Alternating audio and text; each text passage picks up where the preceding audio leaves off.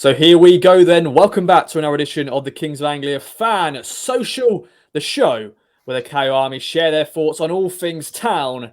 And yes, Town's unbeaten run is done. Yes, I failed another theory test. It's one of those things. Hopefully I'll be one day, ladies and gentlemen, I'll get there. But I've got you a jam-packed show though to bring my spirits up. Lots to be positive with Town, and I'm joined by three fine gentlemen. It's going to be a packed show, packed Portman Road on Saturday. Mark Beck, Jon Watson, and good old Bono, aka Vu from YouTube, aka Matt, is joining me to discuss all things Town. Let's go over to good old Mark, who's wearing and dashingly wearing a Czech Republic shirt. I want some context, really, Mark. Do you just like it? And welcome back to the show, my friend.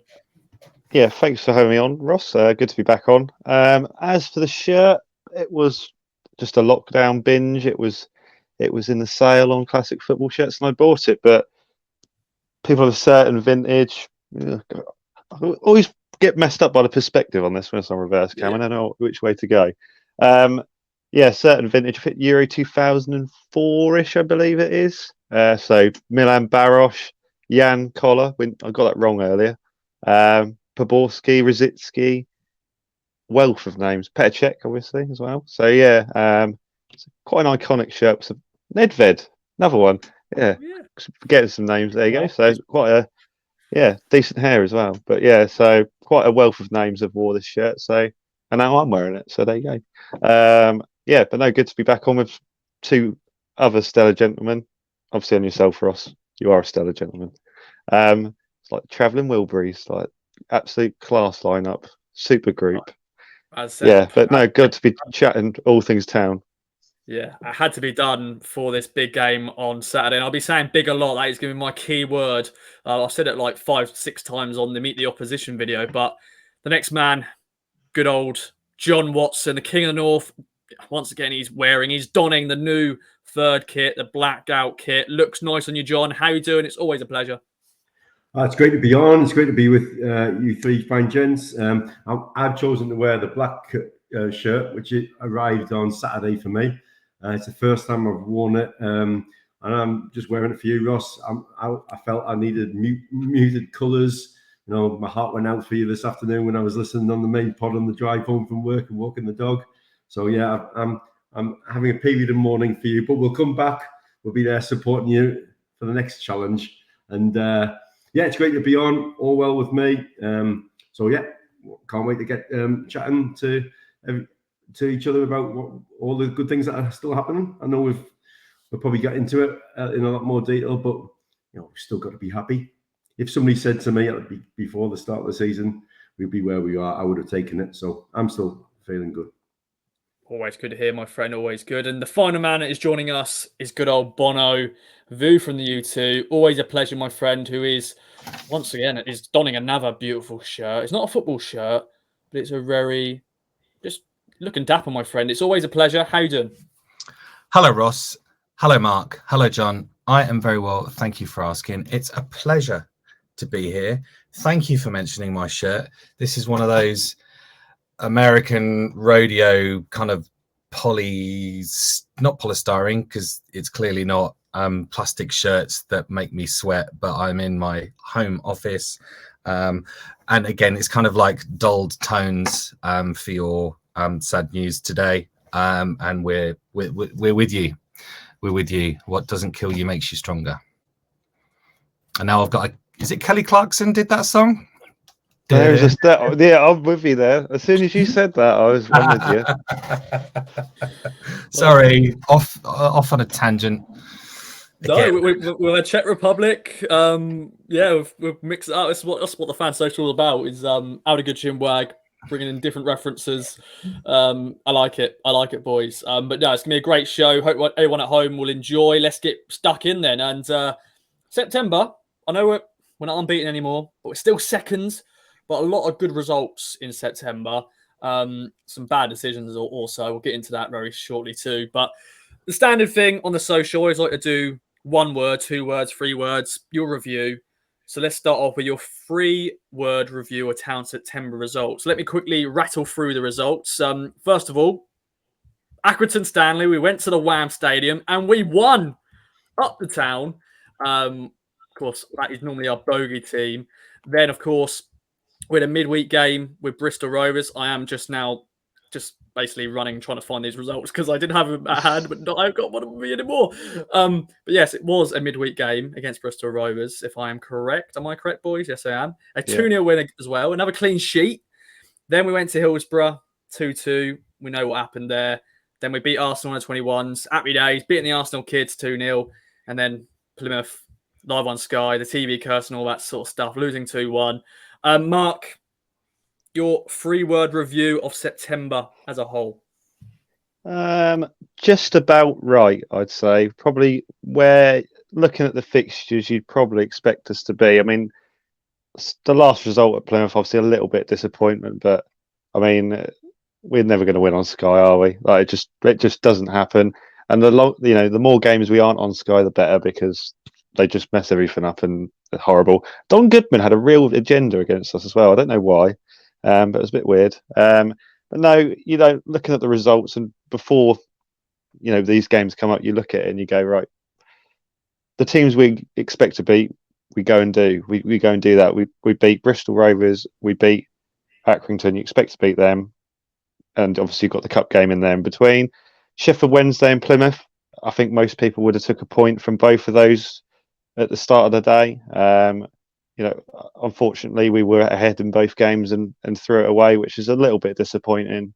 And it's getting a few people back on the narrative that we can't beat the big teams, but you don't necessarily always need to beat the big teams, especially away from home, just as long as you don't lose. That's sort of the main thing. Like I said, obviously the Plymouth game, a little bit disappointing, but on the whole, and it sort of brings us nicely, thankfully with that Cambridge game off, we've played 10 games and we're just over 2 points per game now as September comes to an end, and we're still in the automatic promotion places, albeit on goal difference and games played. But another month like we've just had, another 10-game run of what we've just had would be absolutely lovely. Indeed, I've got a big October, some big games. Once again, the word big. John, September as a whole, in 3 words, my friend, what are you saying? Mine's more a summary of where I'm at today, and it's still feeling positive. I agree with everything. Sometimes it's a bit of maybe not great listening when everybody says, "Oh, yeah, I agree," but Mark's been bob on there, hasn't he? I was at Aki, and we reversed our kind of fortunes against them, and we deserved to win. We took our chances. That felt like a really big stepping stone, didn't it? Good follow-up results against Bristol Rovers, who, you never know what you're going to get with a Joey Barton. So, you can look at that, but we did a professional job.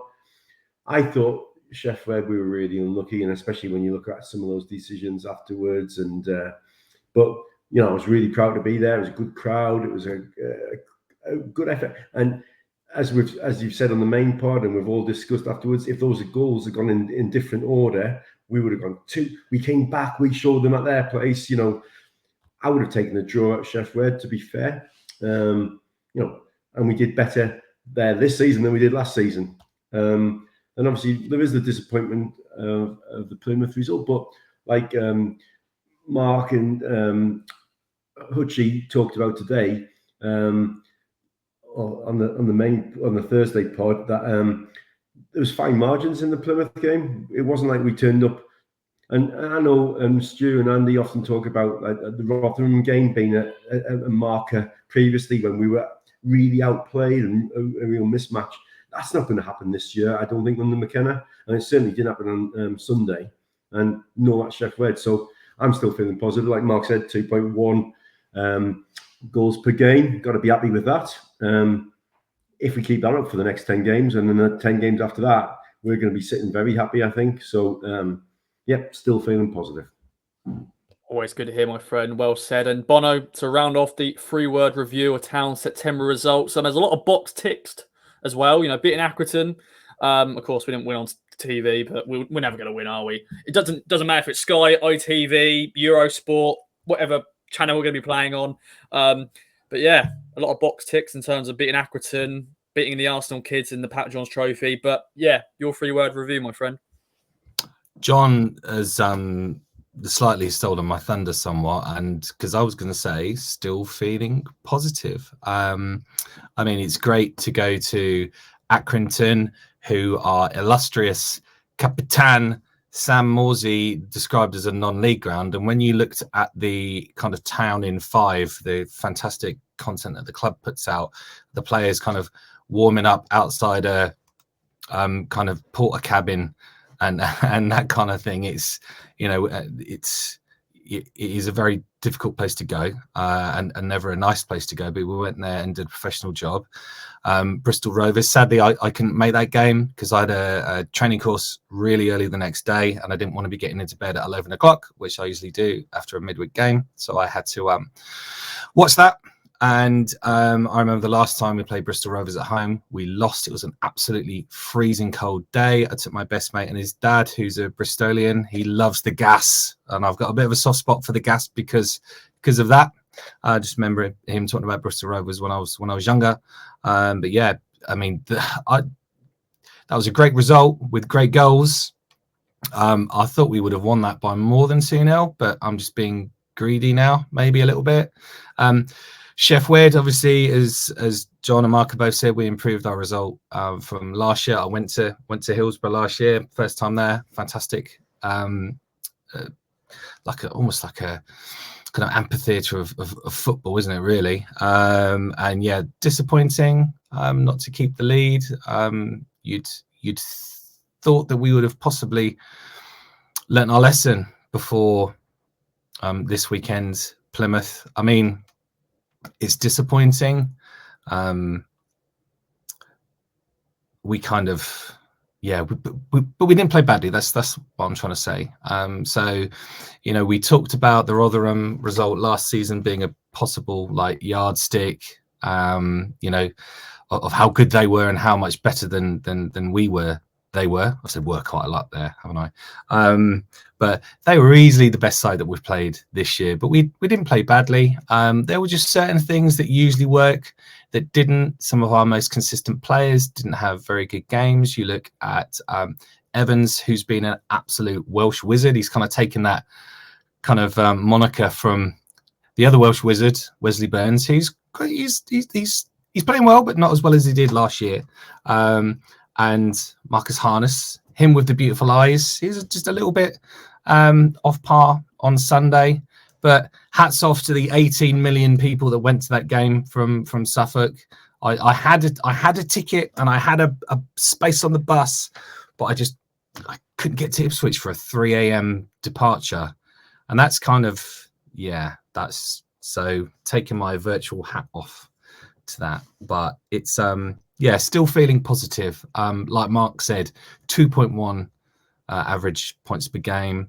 We're in second. I don't think we're going to lose that many because I don't think there are many better teams in this division than us. And if we keep up this form, we're not going to be that far away from the make-believe football ship and astronomical goals tally that some people have been discussing. So, yeah. Whoa, we're all moving around. There we go. Oh, I'm getting busy. Get dizzy. So yeah, still feeling positive because there's plenty of things to be positive for out there, isn't there?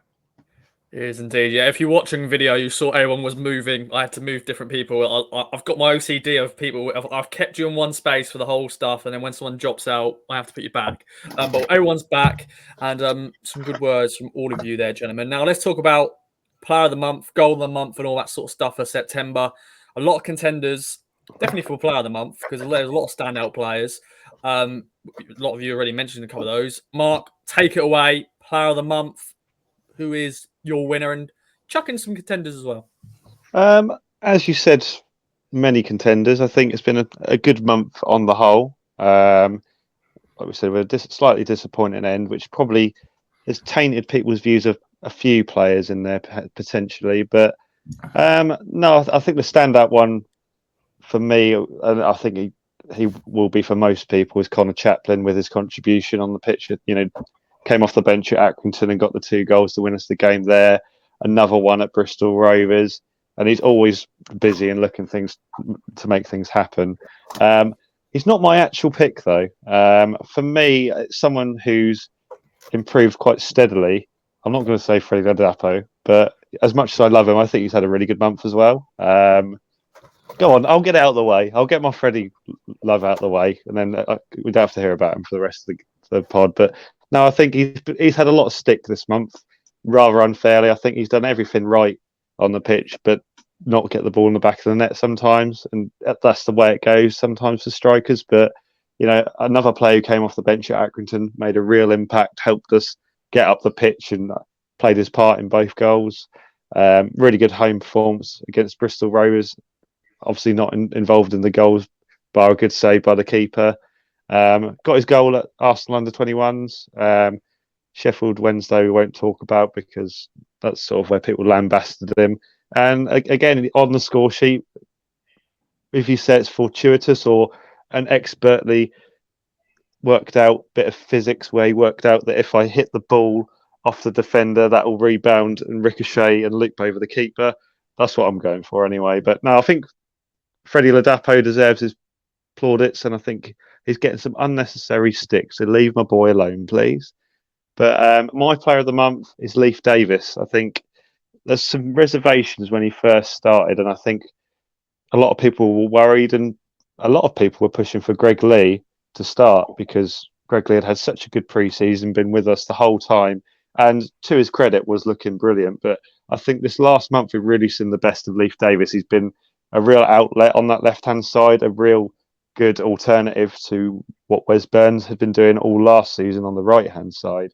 So it's really good to see that we have options on both sides of the pitch that really extends, and it's another evolution of the McKenna style really that we've now been able to implement this. I mean, I've lost count the amount of times we see Lee Evans ping the ball over the top of their right back to Leif Davis and him get in behind and get a real dangerous ball, and I'm just waiting for that. It did work, didn't it? He scored when we scored against Bristol Rovers. That was Leif Davis, wasn't it? Yeah, so it has worked, but on a more regular basis, hopefully to Freddie Ladapo, and I'll be really happy. But no, Leif Davis, I think, just for his improvement and the way he's probably taken some criticism in a way, being people saying he's a bit lightweight and in comparison to Greg Lee, not quite as athletic, but now he's up to speed. I think we're really seeing the best of him, and it's come at quite a good time, really, because obviously, unfortunately, we haven't got Greg Lee at the moment. Leif Davis will be a real key player for us, and I just hope and pray that he can stay fit and maintain this form going forward. So, yeah, Leif Davis for Player of the Month. As for Goal of the Month, I can't give it to Freddie, can I? Who can I give it to? Which one? Yeah, well, there you go. See, people give him stick, and he's got two. I've got two to choose from if I really want to. I will give it to. I'll give it to Connor Chaplin against Bristol Rovers. Really good bit of team play. Good cutback from Leif Davis. I'm going to say Freddie Ladapo took away two defenders for him, and he tucked it away nicely, and got us underway there. So Connor Chaplin, I'll give him his plaudits that he deserves as well. So Leif Davis, Player of the Month. Connor Chaplin at home to Bristol Rovers for Goal of the Month. I like it. Of course, Hutchie did his Hutchie Awards, and he put Leif Davis as the biggest climber in terms of, because August he came in, he got jet lagged, didn't he? He was in with Leeds in Australia. It took him a while to, get used to the teammates, but he's been fantastic. I'll have to agree with you there. John, your Player of the Month, your Goal of the Month, take it away. Yeah, I'll start with Goal of the Month because that's a bit shorter for me.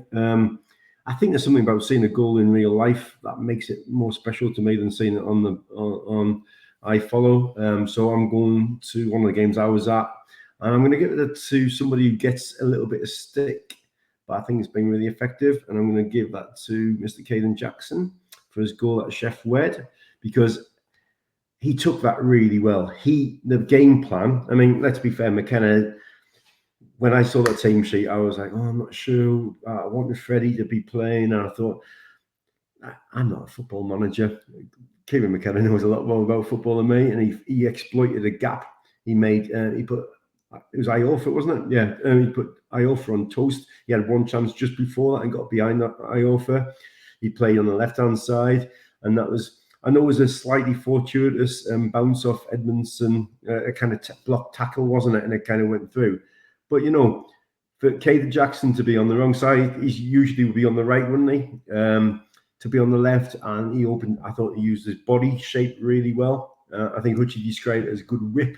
I thought he just placed it really nicely in that kind of out of reach. He took it really coolly, like a good striker. So yeah, the Chapman goal versus Bristol Rovers is obviously the only other one that for me out the goals. I mean, let's be fair, the ones at Accrington, we still don't know who scored some of them. You know, we're still trying to work it out. So yeah, I'm just going to go for Jackson because you know what? I think he gets a bit of stick, a little bit like the way Mark loves Freddie, and I can see a lot of positives in Freddie Ladapo's play. I don't think the Chef Red game is the reflection of how effective he can be.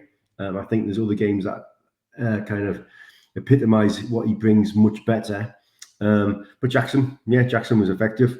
So he's my goal of the month. And for player of the month, I was kind of my shortlist. And if you'd asked me maybe the player of the end of August and the first half of September, I would have been going Lee Evans because I think he's been probably across the season the highest performer so far. Although I think his last 2 games have probably been the poorest out of the 10 league games. So he deserves a mention. I love Sammy Morsey, so I'm going to mention him just because I love him. But my top 3 would be in third place, Leif Davis, for all the reasons that Mark has articulated so well. And second place, Connor Chaplin, because I think he makes a difference. And I love the energy he brings. And you believe that if a chance falls to him, he's going to bury it. He just makes things happen. He gets me off my seat. He gets me excited. I love Connor Chaplin. But for me, straight on the top is, and I don't usually go for this kind of player, but Christian Walton. I just think the man is epic. I think he gives me confidence when I'm standing, you know, where we stood behind the goal at Accrington. It was literally almost touching the back of his net. And, you know, just watch the way his presence. I kind of hark back to, I guess, somebody like Schmeichel for Man United in the heyday. The confidence that Schmeichel gave that back four. I think Walton does that for us. I think people trust Christian Walton. I think the fans think Christian Walton is going to... It's almost like he performs... That belief just makes him better. Like, everybody knows he's going to do well, and that's great to have a keeper in such confident form. I think his kicking's got miles better as well. Accrington and at Sheffield, he had the ball at his feet a hell of a lot. I don't think it's perfect. I think there's still improvements to be made there, but I think he's just so reliable. And that sounds boring when your player of the month is just a reliable, but he is really good. And wouldn't it have been beautiful and just wonderful if how excited. I mean, if you could change one moment of our season, for me, that would be the thing I could change, because that would have been lovely. But yeah, Christian Walton, I just think he has been a terrific signing, and he adds so much quality to the team. And, you know, he just does it game after game. So, yeah, very close to Chaplin, and Davis has done well, but Christian Walton for me. That's a good shout, Christian Walton. Yeah, if he scored that goal, I would have been on the pitch as well. I would have, I've been told off, but I've been on the pitch. I think everyone was just like, you just want to be there when a goalkeeper scores, don't you? You want to be there. You see it happen all around the grounds. You know, other teams do it. But a late equaliser on TV, that would have been amazing. And of course, we had a good little record with clean sheets until the last 2 games. But yeah, good shout. Bono, over to you then, my friend. Mark and John have stolen most of the thunder, but I'm sure you can bring some more thunder. Player of the month, goal of the month, take it away. Yeah, so this is the thing about being in this like corner. Everybody else kind of says what you are thinking, but in a much more eloquent way, because as everybody knows, like, I can't get straight to the point, really. I'll just go all around, a bit like the rail replacement buses did the other night on my way home from work, and it ended up taking about 45 minutes to get out of Ipswich. So yeah, the Walton thing would have been absolutely immense. I mean, I've only ever seen one keeper score, and that was the Ipswich Southampton FA Cup Women's FA Cup game last year, when the Southampton keeper, who's about 8 foot tall, came up and scored a a header, didn't she? That was pretty epic. Goal of the month is the same as Mark. Chaplin's goal. It's not a thunder bastard from 30 yards, but it was just such a nicely well worked piece of team play, and we just carved them open, and the finish was just absolutely sublime. Player of the month. It's not often that we're kind of spoilt for choice, is it? You know, looking back at previous seasons, we've had one or two kind of good, not even standout players, but at the moment, you know, there's not many people getting below a 7 at the moment, is there? But player of the month is, like Mark said, Leif Davis. Every game he gets like 0.5 better in his ratings, doesn't he? I watched some highlights earlier on of his play the last few games, and his confidence must be really, really good, because he's getting the ball and he's knocking it past right backs and right wingers and kind of going around the back of them and sticking in some really, really dangerous balls. And we've not had decent crosses really. And that's a strong side of what we saw Wes Burns doing last year, where he was like smashing it low for Corleone the beginning of last year. We'll never forget that. The streets will not forget. The Chaplin goal was brilliant. What was I talking about? Leif Davis. But yeah, again, it's like Walton's been immense. Evans has been immense. Harness has been fantastic. We've got good. It's going to be all right. It's going to be all right. It's good. I like it. I can't wait to get there on Saturday. Oh, big game. Massive game at Portland Road. Pack up PR and all that. They're selling tickets for the U2. Buy them up, people. Come stand with me, even though we'll probably have to sit down because there'll be people in the box. But it's okay. It's only for like an hour and a half. It's fine. No, it's going to be great. And of course, we'll cover Portsmouth in due course, of course. Bring our predictions and all things Pompey. Now, time for some silly stuff. It's time for the strike. Mark Beck, Jon Watson and Bono go head-to-head. Who will win the strike crown this week? Liam from Crew won it last week. Big up Liam from Crew. Out of nowhere, winning it. Let's see who will win it this week. We have 4 questions plus a tiebreaker. We'll use it because I know you guys are just going to gamble it. You got to. Okay then. First question is on Alex Bruce. He celebrated his birthday this week. Alex Bruce. Now, shirt number time. Up for you, Bono. Let's see. What shirt number did he wear at Town? Was it 4, 5, or 6? Very simple. Just got the 3 defenders' numbers. Out of those, which one did he wear at Town? Any memories of Alex Bruce? Fantastic player, great servant to the club. Loved watching him getting sent off when he played for Leeds. My dad was he was always sick at like the start of the second half. Like I don't know why. I don't know whether it was nerves or anything. It was always like sick. Like it was really weird.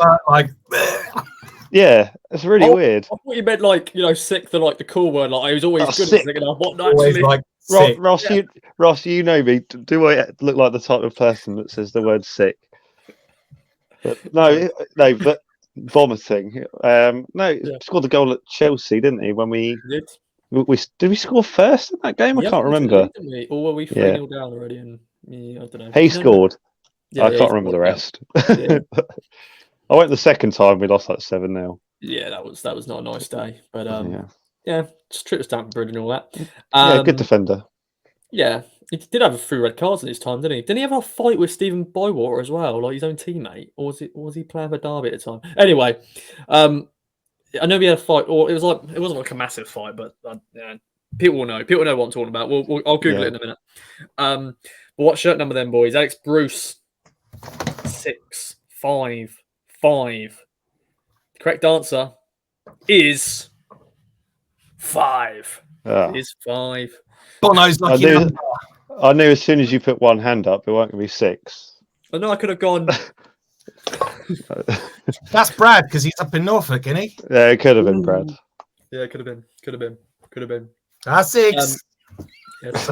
So far, 1-1-0. But Mark, still plenty of questions to go. And next question, he's on good old Reg. Luke Varney also celebrates his birthday the same day as Alec Bruce. He joined town originally on loan, of course, and he joined permanently and, of course, got that injury. But he joined town on loan from which club? Was it Blackburn, Leeds, or Derby County? Ooh. He also played for Pompey as well. Just another little connection to Pompey. Just to, yeah. End of his career, wasn't it? Who did he play for when he retired? Burton, wasn't it? Yeah. Or Cheltenham. Was it Cheltenham? Did he spell Cheltenham? He was. I think it was Burton. Or he was a coach somewhere, wasn't he? One of them. He was. I swear. I think he helped. No, maybe he didn't. I'm just gonna Google this while you guys still think of your answer. I'm just gonna double check. I think it was Cheltenham. No, no, it was Burton. He returned to Burton. Ignore that. Oh no, he played for Corn. You know, Team Corn With a The Q. band. with a Q. Yeah, no, not the band. With a Q. He briefly played for them last year. He played 9 games, and then he retired. How old is he? He retired at 39. He's now he's at 39. Well, yeah, he was 39 yesterday. Oh, happy birthday, Luke. Good old Reg Varney. I liked him. He was good. Oh, yeah, he was right. Not too Remember bad. that goal against QPR at home where the keeper just rushed out and it just went straight over him. Yeah. And then Varney just tucked it away. Yeah. He also scored his own goal, didn't he, against us when he was playing for Burton? For Yeah, he did. He did, yeah. But the big question is, lads, do you know which club he joined town on loan from? Was it Blackburn, Derby, or Leeds? Dirty Leeds, isn't it? You are incorrect. He's actually Blackburn. No. Yeah. I swear it's it's Leeds. Blackburn. No. He was basically he started at Crewe, then Charlton, then Derby, then Portsmouth, then Leeds. Then he joined Blackburn on loan, then joined Blackburn permanently on loan, on permanent deal, and then he joined Ipswich on loan. So When did he go to Blackpool? Blackpool was on loan when he was at Derby. Yeah. A lot of loan He spells. played in the Prem. I know he played in He the did. Prem for them. He did indeed. So no points there that time. No All points three there. of us put Leeds as well. All three of Yeah. us got the same wrong answer. We were convinced Yeah, it was Leeds. it's Leeds. Even when I said it's Blackburn, he went, "No, it's Leeds." What are you talking about, Ross? I try my best to do my research. Next question, one for you, I think, John, and that's your era as well, Bono. Neil Thompson Yes. celebrates. His Yeah. What a left foot. Can I just say, awesome player. Love Neil Yeah. Thompson. Yeah, I was talking Bono's got signed football with Neil Thompson on. yeah, up there. If you're watching on video, I'm Neil. Hi, I mentioned you today. Not that he's watching this, so I don't know why I'm talking directly. you never know. Okay. Never know. I was talking to a Southend fan today because didn't he smash one when we got did. promoted? Late winner one, I think. Late winner. When we were wearing that beautiful tangerine. Yes. Yeah. He could hit a ball. He could hit a free kick, just a long range shot. He was a proper hard left back as well. Not dirty, just solid. Yeah. Really good player. While we're talking about this, I've just put the answer in the question, so I'm just going to remove that. Like that. But yeah, talking about his goals. You're welcome for my distraction then. That's good. That's good because I would have just brought it up. But yeah, how many goals did he score for Town in 250 games? It's a nice solid number of games, isn't it? That's brilliant. 250. A quarter of 1,000. Yeah, I like that. 250. When I was looking at his games in all competitions, I don't 250 know what games. position he played, so that don't help. Left back. But he scored free kicks, though, didn't he? He scored free kicks, took free kicks, some absolute belting free kicks. He was like the Ronald Koeman of Ipswich Town. I feel like you're overselling him here. But Well, Mickey Stockwell was on the right and Neil Thompson was on the left. For some of that era. Neil Thompson was a proper hard-working fullback, great left foot, could put a challenge in. He looked like when I was a kid watching him, he was a proper man, like really strong physically, good engine, got up and down the pitch. I think he came from Scarborough. Yeah, but he played at Hull City before he came to us, I think, or did he go to Hull City? I'm sure he went. Do you know what Scarborough's nickname is? or was, because they went bust and reformed, didn't they? Yeah, I don't know. Carry on, mate. Sea Dogs. Sea Dogs? Sea Dog. They're called the Sea Dogs. Good old Sea Dogs. Up the Sea Dogs. But you were right, John. He joined town from Scarborough, but he also had a spell at Hull City before Scarborough. Because Scarborough, they were a Football League club, weren't they? You know, under Neil Warnock. Neil Warnock, yeah. Yeah. But yeah, I think they are now back as a club, aren't they? But I think they're Are they like AFC Scarborough or something like that? Scarborough Athletic. And Jonathan Greening is their manager. Remember him? Oh, Long hair. He was a sexy long hair. footballer. Yeah. oh. Not like Neil Thompson. Sorry, Neil. Not bad looking bloke. Of course, Neil Thompson's at Sheffield Wednesday, and he is a youth coach. Didn't you do a good Ross Meets with Neil? Yeah, I did. Yeah, if you want to find that in the archive, a good chat with Neil. It was very weird because I was speaking to him, but I'd never watched him play. But it's just one of those things. Like I got an opportunity to speak to him. Why not? But yeah, go and check it out. Really good chat with him about his time at town and all that. You know, some great moments. But big question now, boys. How many goals did he score in 250 games? 32, 17. 2 17s here. Bono and Mark. Of course, if you get it bang on, you get double the points. That's because I can see Bono's page if I look down. No. No one's got it bang on though. It is 23. 23. Oh. So let me get the maths quickly. 23, 6. Yeah, I think it is. Bono and Mark have got the points, so it is 2-1-1. So Bono going into the final question, he can win it here, or is Mark and John going to steal it to take it to a tiebreaker? And the final question is on Marcus Harness, of course, taking on his former club this weekend. Now, beautiful eyes. And also, you don't want to mess with him either because he's a black belt in whatever he knows. Jiu-jitsu. Roundhouse, yeah. Brazilian Jiu-jitsu. That's the word. He started training in Ipswich at a club. I saw that. Yeah, I did. Yeah. If you said there's some good guys there, so but I think we want to set something up, Heath versus Marcus Harness. Maybe not. Now, the big question though, middle name. We always want to know what middle names are all the players. Now, what is Marcus Harness's middle name? 3 options here, boys. Oh, there's 3 options. There's 3 options. You don't got to think of like a million bloody men's. No, it's something weird though, isn't it? I know it's something weird. When they announced the full squad list, I remember seeing this one, but there was quite a few. Do you know when they announced and everybody's names? And I remember Dapo's got massive, isn't it? Dapo has got like loads, isn't he?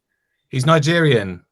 Yeah, true. I just remember like many names. Now, Marcus Harness' middle name, is it Anthony, Frederick, or Stephen? Stephen with a V. Stephen. Anthony, Frederick, Stephen. Think it in your head. Marcus, Anthony Harness, Marcus, Frederick Harness, Marcus, Stephen Harness. I think they're good options as well. Because it's his surname. He's got a double-barreled surname. Yeah, Myers, isn't it? Myers Harness. Myers Harness. Yeah. You've done your research, Ross. I had to find his middle name. Shame it wasn't road signs, eh?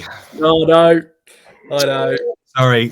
I'm a good guy. I'm a nice guy. I'm a nice guy. Your friend Marcus Road Signs. Marcus Ford. Ford. I know what a Ford is now, boys. I know what a Ford is. Yeah. But yeah, fun fact, everybody. Yeah, road signs got me, bugging me on this bloody recent theory test. Road signs. God damn it. Yeah. I got the no entry one right, I think. Stop. Did you get that one right? Yeah, red light and all that. Stop at the red light. Okay then. Bono, we'll start with you because you're leading. What are you gone for? Anthony. Same name as me. Middle name. I went Frederick. Two Fredericks. The correct answer is Marcus Anthony Harness. So Bono has won this week. 3-1 on the night. 3-1-1 on the night. I'm a Mark Anthony as well. Very nice. We've had this before. We've had this before on the podcast, haven't we? I think we had Bloomers and a few other people, and I think I had another middle name. And I'm going to ask you guys, what's your middle name? So we know what Mark's middle name is. John, what's your middle name? I haven't got one. Oh, one of Because those. I'm a Jonathan. So my mum and Uh-huh. dad said my name was long enough. So I'm just a Jonathan Watson. Boring as. Yeah, but you have King of the North. Yeah, Like that's a prefix. Yeah. Or Big Jon Watson, or as Heaty said, was it 8 litres or something? My bladder. Somebody once shouted that at me out when we were standing in a pub. So to be fair, I've had plenty of bad nicknames, which I'm not going to share with you. But yeah, no middle name. It's okay. Matt, what's yours? AKV from you too. AK Bono. James. James. Matthew Like it. James. Yeah, MJ. Oh, Strong. yes. Strong. It's yours bingo, Ross. Ross Bingo Halls. That's David. It's David. Did you famously forget your middle name, though, Ross? Yeah, I did. Yeah, I did. Yeah, that was not a fine moment for myself. That was that was last year. Once again, I don't know what was going on about with that. Yeah, but yeah, I think you were just tired, overly I was tired. tired, overly tired. I think I was overly tired for the test today as well. It's all good. It's all good. It's all good. Stop burning the candle at both ends, Ross. Yeah. You need to do, you just on a separate note, we were talking about your fantastic Ross meats. I think Mike Bacon, hashtag more bacon, needs to do a top 5 Ross meats with Roscoe, his fabulous introductions that he does for you. I think for me, up there would be Jamie Peters because I wanted to speak to Jamie Peters. I just wanted to speak to him for ages, and I finally spoke to him, and he was just unbelievable. I just loved chatting to him. Maybe George not the best ever player. That was a good one. You did. George was good. Yeah, we're going on a bit of tangent here. We can talk about this another day. But yeah, go in the archives, ladies and gentlemen. Search Ross Meats. There's plenty there. Always good to catch up on them if you haven't already. But some great. I think it helped a lot of people during COVID times and lockdown times there, Ross, because I know we all had a slightly different pace of life, and I enjoy listening to them massively. Sometimes players you might not have been into as much, but I remember listening to loads of them and just find them really fascinating. So massive kudos to you for all them. They all became my boys as well, as you all know. I always get Shane O'Connor, Ronan Murray, all the Irish lads. They all became my boys.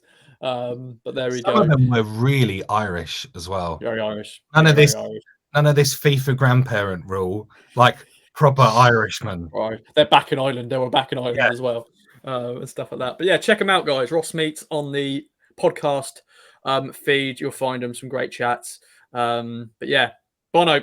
Big question is now: are you going to gamble? I'm happy to reveal that I will be gambling. Let's do this. Come on, it's gamble all or nothing, motherfucker. Please gamble responsibly. Please. Yes, of course. The fun stops. Stop. Yes, definitely. Now, of course, you've got to get bang on though, John and Mark. So to actually win. And the final question, the big tiebreaker, is on Emir Hughes. Good old Hughesy. How many games did he play for Town? How many games? Oh, we got to write it down. Yeah. He's always injured. I haven't even got time to Google this on my phone. Excuse me? I'm only joking. It's fine. My name's Liam from Crew, Joking. Good guy, great guy. Yeah. I don't know if you had another monitor. If it would have 2 monitors, one that's. I'll talk to you guys. How was it? I'll stick with that. Okay, I like this. I like the thinking process. It's a really hard one, this, because he's there for bloody ages, but it's never played. Yeah. I once saw him running up the stairs at Ipswich railway station. His left leg, absolutely covered in the Kinesiatic tape that I'm still unsure of the benefits. When he was injured, and I'm thinking, you ran up those steep staircases quickly, Sonny boy. Yeah. Anyway, let's get to the answer, shall we? Yeah. Never going to be invited on here. I'm not far away. 53, 52, 58. You're all in the right ballpark. No bang-ons though. No bang-ons. 55. 55. That is 2 away, Johnny Watson. 2 away. How many years was he with us? 55 games. That's shambolic. 17 So years. Yeah. He originally signed on loan in 2017 in January, and then was here for the rest of that season. And then, of course, he left Cardiff. No, in Wigan, wasn't it? 2021. Wigan? That's Cardiff. Cardiff? Yeah, Cardiff. Yeah. Cardiff. Emma That Wigan. Hughes, Kenny Chantner. Yeah. So Bono, you have one overall, but good effort, lads, on the tiebreaker. Speech as always. I'm just gonna dedicate this to everybody. I'm gonna dedicate this actually to the hairy-assed Scottish Australian Cameron Burgess for what appears to be an absolutely horrendous facial maxillary injury, orbital eye socket thing.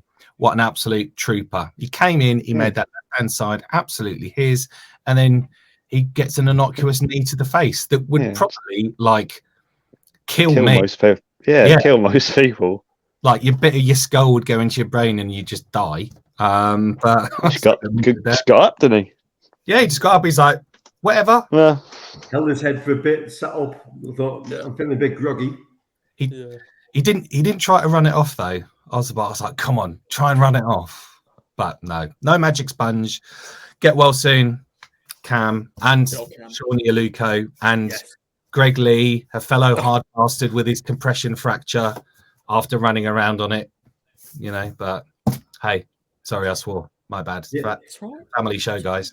I know that's kind of a bad link, but in some ways me just jumping on the back of you praising, you're taking your victory and praising these players, but hopefully that's the share of our injuries. Do you know what I mean? 3 out of your main squad. I'm putting Shay.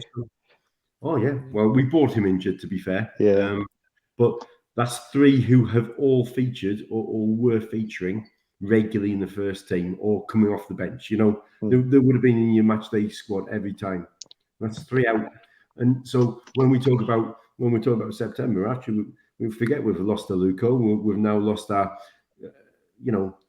maybe one of the reasons Leif Davis is having such a good time is Greg Lee's been so good and pressed him hard and challenged that, a competition for places kind of theory, because he knows that there's somebody very capable that'll, when Miles Ken knocks on the bench or something, maybe you don't feel the same kind of. So, let's hope that's all of our injuries for a while.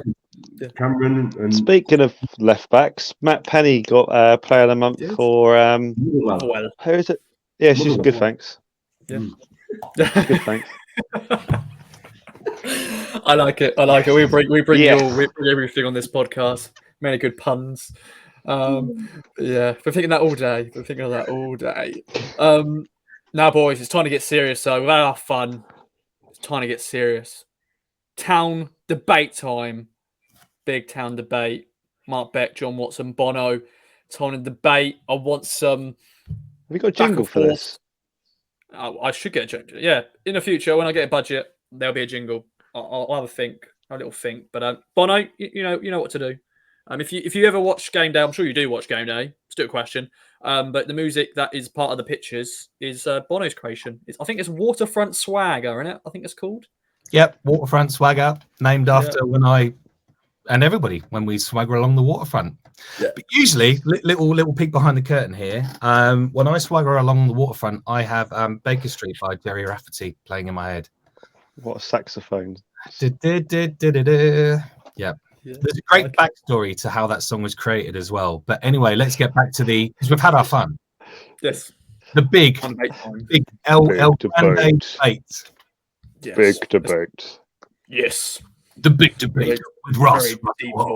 Very deep voice. We need John your voice. Sponsored by Selco. It's Builder's Warehouse. Anyway, let's talk about the debate this week then. The debate is on Raheem Harper.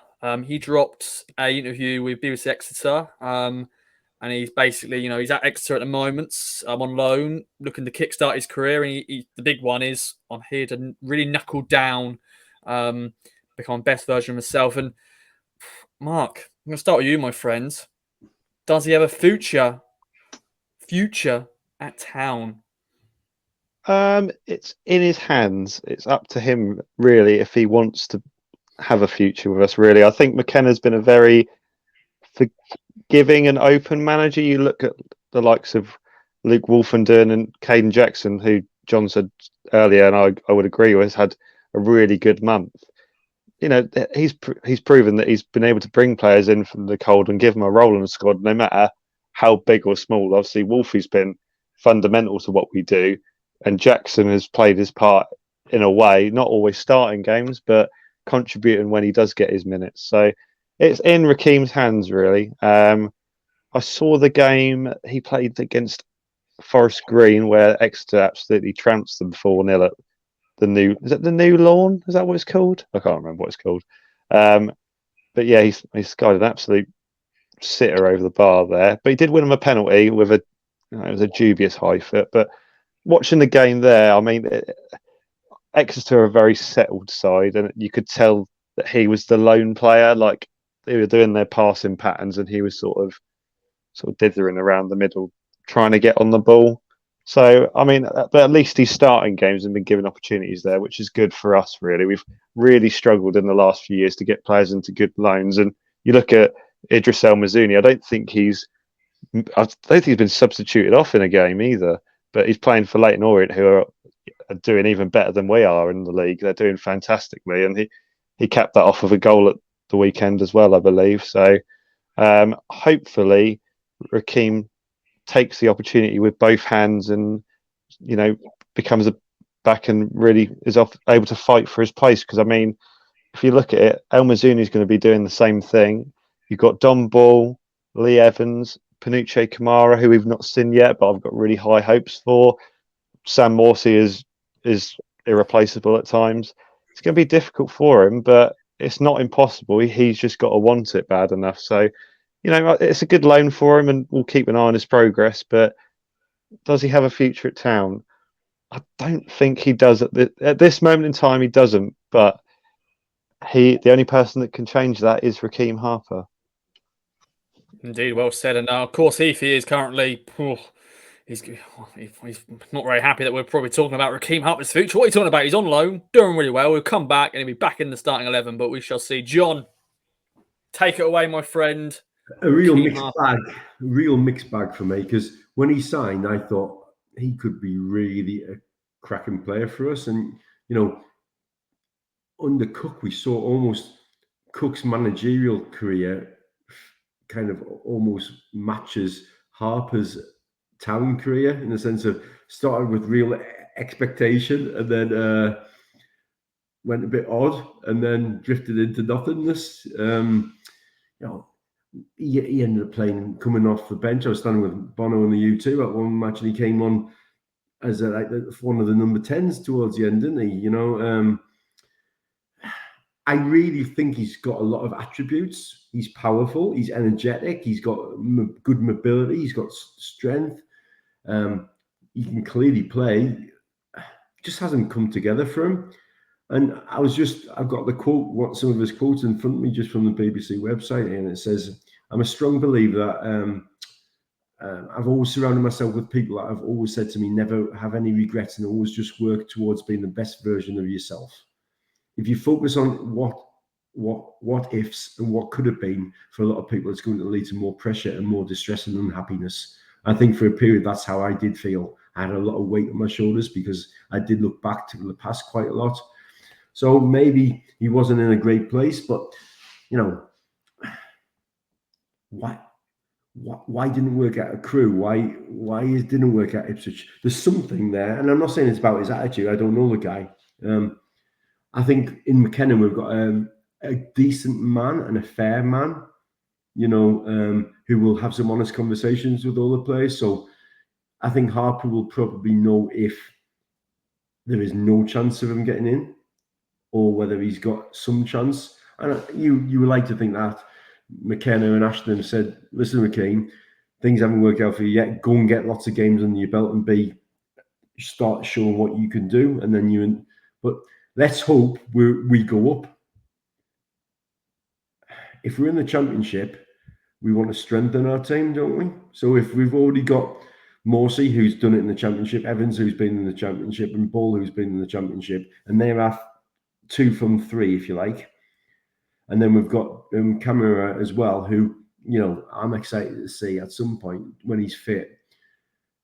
It's going to be, even if we don't go up, could any of us say Harper's going to be a certainty to be back in the squad, even if he has a great season at Exeter? And that's a question mark. I'm an optimist that hopes we go up.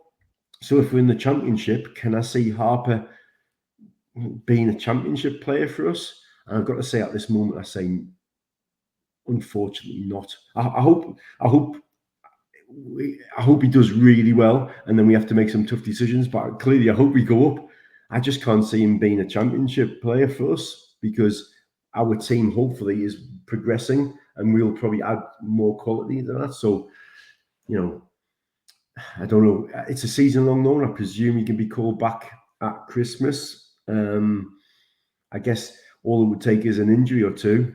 And then does Idris or Harper come back in and become part of the squad? I hope we don't get any injuries, so I hope we don't have to consider that. But so I always like to think the door's open, but it's an unlikely one for me. And that disappoints me, because I thought when he signed, he was one of the signings, one of those 19 when you looked at, I thought, God, this player might be, you know. On my Twitter feed, one of the pictures of, I think me and Bono are in right at the front of the U2, just in front of where Mark stands, on the corner, and there's Piggott and Harper on the picture. And I think, God, that's only a year ago, this time last year, and half the players on that photograph, not even in the squad. The manager's changed, the squad's changed. So, yeah, just a shame it didn't work out for him, and I can't see it changing. No. The dream, Raheem, the dream, Harper. Bono, final word then, my friend, this recent town debate. A lot's been said, and yeah, you are right, sadly, when you are the final man, a lot of the fun has been taken, but I'm sure you'll still add some great content. You know, he was linked with so many clubs, weren't he? So many clubs in his early days. He has played in the Premier League before, but last year at Crewe were pretty much down, weren't they, really? So it wasn't a great loan spell. Exeter, they're doing really well, actually. A lot of people thought they were going to struggle, but they're doing pretty well in the top half of the table. But Raheem Harper, does he have a future at town? Some people go, is this even relevant at the moment? It's a nice little discussion. You've got to discuss other players because he's still contracted with the club. What's your thoughts? Yeah, no, it's a great points raised by the boys there about Raheem the Dream Harper, who, yeah, like you said, came with so much, almost a bit of fanfare. I mean, he finished the season for West Brom the season before he signed for us. He was starting Premier League games, wasn't he? I think he played 8 that season towards the end. And like John said, we kind of got him, and it's like, you know, he could all, you know, is he going to be like our Yaya Toure type guy? You know, big, athletic, rangy, box to box, powerful. And I don't know. Yeah, I don't think it's going to work out for him. He's well down the pecking order. And you think we've got Morsey, Evans, Bull, Panuch, Camera, Cameron Humphreys, Idris El Mazouni. What is he, 8th choice to go in 2 positions? It's a shame. Obviously, he had that clanger, didn't he, against Colchester in the League Cup, where he did a reckless pass across his own box and they scored. And I think, pre-season friendly against Southend, he came on and it's just, you know, the ball just kept on bouncing off him. And I was like, oh, God. So maybe he's gone away to get a bit of confidence back. But, yeah, I think it's a little bit like, yeah, I don't think it's going to work out for him, sadly, which is a shame. But, you know, it's football.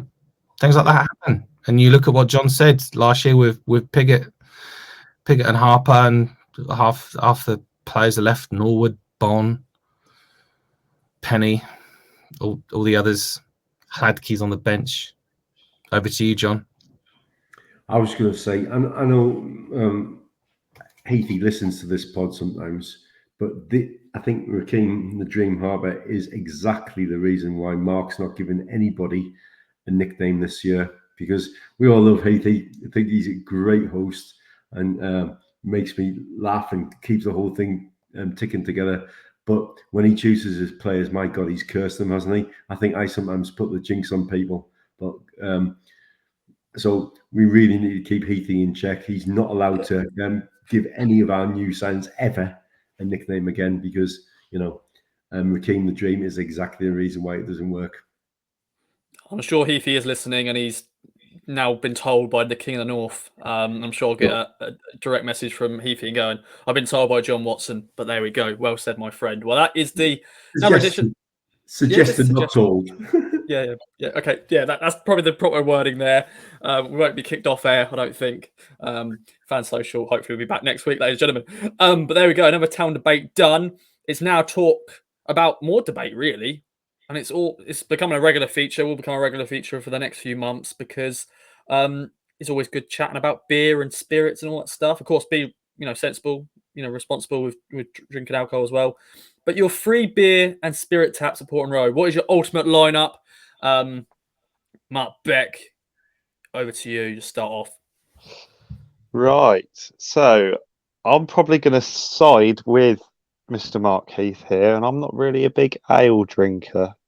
So there's a little bit of pretentiousness about ale drinking. I do believe at times I get a little bit of a disapproving look from Bono there. Not from you, Bono, but from certain people, and they look down their pint glass at you for drinking lager. But I do like a lager, and it does make me happy, and I like the social element of drinking more than what I'm drinking. So it doesn't always necessarily matter what's in the glass, as long as it's not flat or horrible.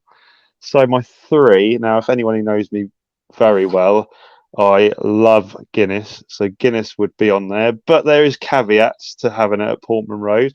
So I would have Guinness so long as it's not with a surge plate, because that's not right, where they put it in a can and pour it, or nitro surge. It's got to be a proper tap, and it's got to be served in a glass, not in a plastic cup.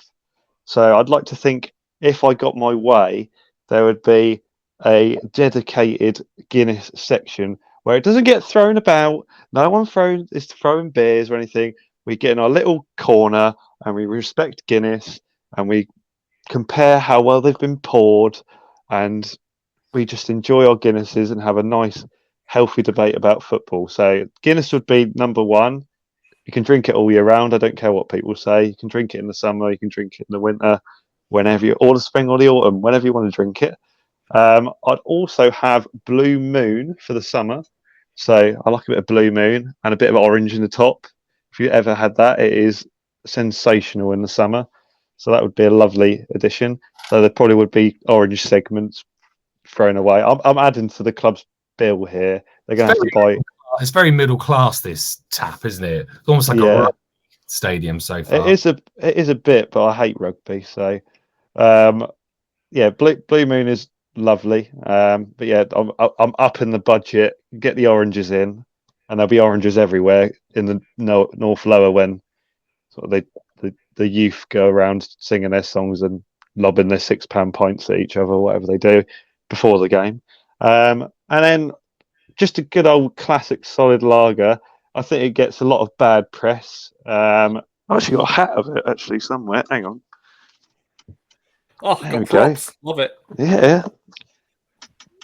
I am a Stella fella. I think Stella Artois is a lovely drop and very versatile lager. Then Belgian monks knew what they were doing when they made that all those years ago. So, that would be my three. I mean, I like spirits, but I like me mixed cocktails. I can't see me getting an old-fashioned in the North Lower. I mean, sometimes I do fancy a whiskey. The performances are that bad. You kind of want something to sort of take away the hurt. But no, so Guinness, Blue Moon, and Stella Artois. I know it's Artois, but I call it Artois. I love this deliberate mispronunciation. You'd fit in well in Bono Towers, Mark. Good. That's a good taps. Good tap. Once again, it's your own taps. It's your taps. You know, you got to please your palate. So there we go. Johnny Watson, I'm intrigued. What is your 3? Well, it depends if I'm being purely selfish or trying to look after people. On this occasion, I'm going to allow myself to just indulge me because, don't always do that. So it's nice to think of yourself. So at the moment, my favorite go-to drink, when I don't drink that much in the house, I'm a bit like Mark. I'm a social drinker. I enjoy having a drink with people, party or a match or whatever. I don't necessarily have that much to drink in the house, maybe 1 or 2 on a weekend. But I love Hazy Jane. I just absolutely love Hazy Jane. So I'd have Hazy Jane every day of the week at the moment if I could. That's a Brewdog beer. I like Punk IPA, but I think Hazy Jane's my favorite. I've tried it with Hazy Jane with guava. Have you tried that one, Bono? That's an interesting little flavor. It's a bit of it's not really a strong ale, but it is an ale of sorts. I think it's lovely. I know it's a bit pretentious these days when ales are cloudy again, but hey, it tastes good, and I like it. My second one would probably be Ghost Ship because that's what I drink when I'm at the Greyhounds before the match with these fine gents and other people. And I living in Donny and being from the northeast, it's not a pint I get up here at all. So I would probably have a pint of Ghost Ship because it makes me think about Ipswich because that's my drink when I'm there at the moment. If I was going to I did think about Guinness because if I'm only having 1 pint somewhere, and it's a good pint, and Mark's bang on here, you can't have a crappy poured pint of Guinness. It has to be cold. It has to be in a glass. It has to be filled and weighted. Done right. Guinness is good. That was on my list. I love Jack Daniels and Coke, so I might have that might be on a mixer. But for all time's sake, being a Sunderland boy, when I grew up in Sunderland, there was a big brewery called Vaux. And Sunderland's shirt used to be sponsored by Vaux breweries. And the famous one was the Double Maxim and that kind of thing. But there was a beer called Lambton's that Vaux made. And I felt that it was like the first bitter I could drink and really enjoy. One of my mates' dads used to work at Vaux or know somebody who did. They used to get crates of it for us, and we all used to have some Lambtons in the house, and it was just my go-to drink. So for all time's sake, the brewery doesn't exist anymore, and the brand doesn't exist anymore. But if I could bring it back, that for a sentimental reason, I had Vaux Lambton on the third pump. So Ghost Ship, Hazy Jane, and Lambtons. I'm a bit of an ale man or a bitter man, so they're my 3 selfish indulgences. I like it. I like a good taps, Johnny boy. Bono, over to you then, my friend. I mean, once again, I'm intrigued. What are you going to bring us? Are you going to be selfish, or are you going to please the massive of the U2? Yeah, so I'm obviously a man of the people, so I'm gonna try and kind of have something for everybody. And as everybody knows, I do like a drink. However, 30 days ago, I stopped drinking. So there you go. So I'm just not drinking. There you go. Breaking news. Yeah, breaking news. So what am I going to have? There's so many good beers. So when I went to the Czech Republic, Mark's, that's it. Yeah, tenuous link to Mark's shirt. There's a beautiful beer called Kruševice, which is beautiful. That's not going to be on the tap. When I went to Finland, they've got a beer called Lapin Kulta, which means Lapland's gold. Absolutely phenomenal. That's not going to be on tap. What is going to be on tap, Bono? Just tell us. Well, Brett Matthew Johnson acquired a large stakeholding in the Athletic Brewing Company, low to no alcohol beers, and I bought some. And shout out, Brett, great investment, because that is some of the best no/low alcohol beer I've ever had. I had plenty of no alcohol stuff because I used to work behind a bar. I used to go on about it. I can make cocktails, blah blah blah. No alcohol beer used to taste like liquid bread. It actually tastes like beer, and you don't get a hangover. Which, when you're in your 40s, I'll stop you there. I know I don't look it. You can have 3 beers, wake up, and just feel like utter dog turd. So I'm going to have something from Brett Johnson's company. I think Golden Dawn I had. Absolutely fantastic. We're going to have a cider option for the more discerning gentlemen. We are going to have Thatchers Blood Orange Cider, which I'd have a bath in it. Not at the moment because I'm not drinking, but it is just so nice.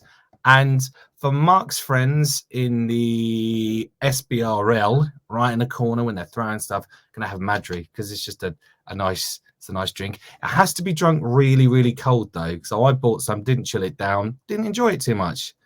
That kind of tasted a little bit like bread. But when it's at like 2 degrees, so top tip, listeners, get your bottle of lager, stick it in the freezer, 45 minutes, set a timer. Don't kill your beer. Don't waste it to the freezer.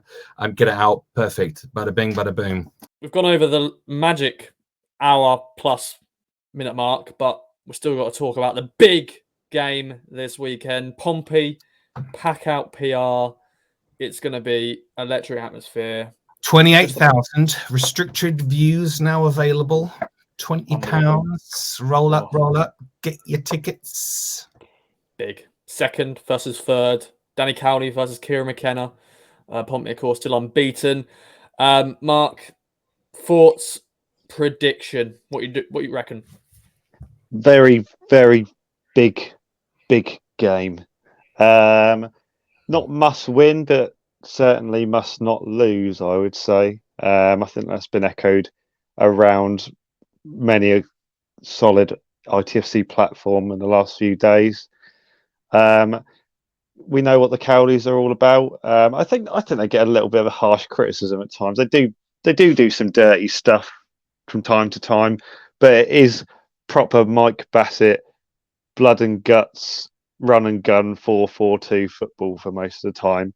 And I mean, that makes for good football sometimes. It does create a lot of goals at both ends. And yeah, I mean, it'll be interesting to see how that style comes up against a fully fledged and fully coached Kieran McKenna side, who are off the back of 2 losses, which, I mean, 2 losses? 1 loss, sorry. 2 games without a win, we'll say that. It felt like a loss for Wednesday. Yeah, game. It did feel like a loss. But yeah, to see how we respond now from having that disappointment, because we've been there when, the back end of last season where it was literally we had to win to even have the slightest chance of making 6th in the playoffs. Whereas now it's kind of, okay, we've had a couple of setbacks. Can we go and do what so many teams before us have done and we wish we could do? The likes of Rotherham, whose manager is now at Derby, who got them all their success, where they've gone, right, we've had a draw and a loss, and then they've gone on a mad run where they've won 3 games in a row. We need to see that response. Certainly not going to be easy against Portsmouth. Some very good players there. Not going to see Joe Pigott. I feel so sorry for Joe Pigott because he's gone to Portsmouth. I thought him and Colby Bishop would link up and would be, 1 and 2 and be the main men for Portsmouth this season. But looks like he's been upstaged by Dane Scarlett, who I don't play FIFA anymore, but I believe he's a bit of a FIFA wonder kid from Tottenham.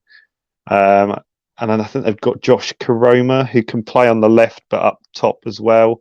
So poor old Joe Pigott's gone from 3rd, 4th choice at Ipswich to 3rd, 4th choice at Portsmouth, where he's not even a permanent player there, which is a real shame for him. But no, there's a lot of talent in that Portsmouth squad. Ronan Curtis is still there, who can be one of the best players in this division on his day. Doesn't always turn up, a bit like Marcus Harness at times, I believe, which is a bit of a gripe Pompey fans had about both of them in the summer when both were looking to leave.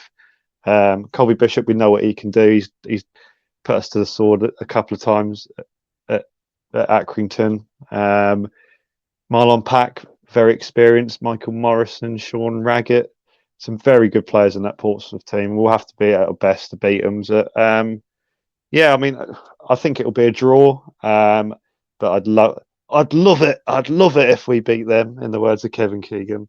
But yeah, we'll see. Like I said, with my September roundup, we could probably afford another loss. It'll be unfortunate if it's back-to-back losses, but if we can replicate the same points total that we've had for the first 10 games in our next 10, that takes us right up to December, where we play Peterborough at home. So a tough game on paper. Obviously, we've got to see how they do in their next 10 games. That'll be another good run for us. And yeah, we can afford to lose.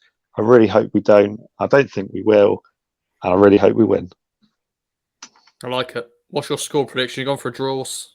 What are you 1-1. 1-1. Yeah, that's what I'm going for. It's an easy one to go for, but 1-1, I'll be happy with that. Of course, I'll be happy if we win. Of course, that's what I want us to do.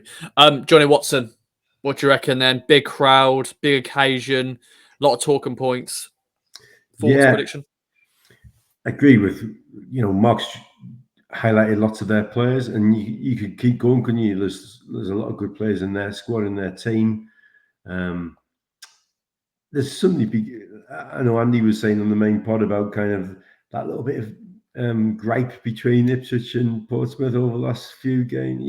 We turned them over at their place, didn't we? Checkbook FC and all that kind of nonsense. My head says 1-1 draw. My heart says 2-1 win. So I'm going for my heart because I absolutely love our club and I want to be optimistic because I said I'm still feeling positive. So yes, I'm going to go for a 2-1 win. That's why I'm crap on predictions, because I never get them right. My true heart always wants to say 4-1 Ipswich, but then I've lost so much money over the years. I could have bought the club. If all those bets had come in, I probably should have bought the club. It's going to be a tough game, and I want to see a response. I want to see if we take the lead. I want us to see us be a little bit more, not disciplined, but a little bit more resilient, I think, than we were away at Sheffield, where the crowd, we need to use the crowd the way Hillsborough crowd turned. We need to keep the opposition keep throwing things at referees and linesmen. No, I'm not encouraging that, Mark. I need to be clear. What I mean is just it's twice I mentioned Man United. I'm turning into Liam for a crew. But that kind of belief that under Fergie, that Man United were always going to have late pressure and always, you could almost sense there was going to be injury time and they were going to pile on the pressure. If we're behind, I want teams to feel, oh my God, we've got to hang on here because they're going to hit us with everything. And that's not something we particularly have done well. So whatever, I think we can score. We've got players in the team who can make things happen and score goals. You wouldn't bet against Chaplin getting a goal, or let's hope Wes Burns starts firing on his highest cylinders rather than just the cylinders he's been on so far. Let's get a victory. It'd be lovely to beat them. It would be lovely to send them a message and to stop people going, oh, we never beat big teams. I don't want to start talking ourselves into all these bullshit things again. I want to believe that actually we're a good side. McKenna picks a good team for each game. He gets a lot of tactical things right. He makes good substitutions. He knows our strengths and he knows how to try to make those changes for each opposition. So let's not start going back to all the crap from before. Let's just go, we can win games. We've proven already. What is it? 6 wins, 3 draws, 1 loss. Why can't this be another win on Saturday? So 2-1. Come on, you Blues. I like it. Battle speech from the King of the North there. Bono, then, to wrap up the podcast and the Portsmouth game. Pompey come to town. What do you reckon then, my friend? Portsmouth, bless them. They are going to have an absolutely torrid day on Saturday. It's going to be a very, very long and ultimately fruitless journey from Hampshire to Suffolk, as the Super Blues of Ipswich Town will be defeating Portsmouth and the guy that rings the bell with the dreadlocks, who's actually a really respected jeweler in his personal life. We're going to beat them 3-0. Marcus Harness, the ghost of Marcus Harness, is gonna come back and haunt them with other goals from the muscle hamster. Not Scott Chaplin. Oh, I went to school with a guy called Scott Chaplin. I keep bloody calling him that. Connor Chaplin. And we're going to see a Luke Wolfenden header from a Lee Evans. Sorry, the fly on my keyboard. Lee Evans corner. And you know what? Like John said, we're going to put all those naysaying. I respect their right to an opinion, but all those naysayers that we never beat the big boys and we shouldn't be playing Forest Green. And I remember when we beat St Etienne. It's 2022. Let's just beat everybody and go on an amazing run and get 100 points and 100 goals. Who's with me? Come on! And I knocked my flag. Look, yes, I am serious. Yeah. You are serious. Like Michael Sheen. Yeah. Michael Sheen. I'm invoking the grandparent rule. I've made myself available to whoever the manager of Wales is. Him. Yeah. Not the other bloke. So we'll move on. Yeah. the poet. Yes. But do you think Kieran McKenna does that in the dressing room? What, poetry? He reads out like a poem or a speech like Michael Sheen did. I don't know. Like the flag of Merthyr rolling over the hills. Maybe it's like Arteta. Northern Irish, isn't he? Irish. He is Northern Irish. I do like Kieran and his clothing range. Love it. Yeah. Loves his Hugo Boss. Is it He's in between like Paul Tisdale and Scott Parker. He's not gone for like the 500 quid jumper that Scott Parker had. Yeah. Or whatever it was. The Marks and Spencer autumn collection. Yes. He's not a tracksuit wearer, is he? He's not a tracksuit. No. I think on the training ground he probably is, but match day. He likes a half zip jumper. Yeah. He loves a half zip jumper. This is next week on the Fans Social, Kieran McKenna's top 3 outfits. Yes. Stay tuned later. I'm looking forward to the his winter range, like what he's going to have. I like that. I love the Mac. I love the Mac. The Mac is Kieran McKenna. Ooh. Yeah, love it. On that note, it's been a pleasure, boys. But no, Mark Beck. Podcast. It's been a really good podcast. I hope you have enjoyed. It's pretty much a full match, 90 minutes worth of great content, a lot of chat. Mark Beck, any other business, my friend? Anything else you want to mention? Don't think so. Obviously, other than looking forward to seeing many faces that I like socialising with on Saturday. Then we got a long trip to Morecambe. Oh no, got Cambridge in the middle, isn't there? I keep forgetting about that Cambridge game. But yeah, Cambridge and Morecambe, and yeah, hopefully we'll be sat here with 9 juicy points come next Sunday. Let's hope anyway. Yes, my friend. Jon Watson, it's been a pleasure. Any other notes? Any other business? Just to say, it's been a pleasure to be on with you, fine folk. And sadly, I'm not there on Saturday, and I'm absolutely gutted I'm not.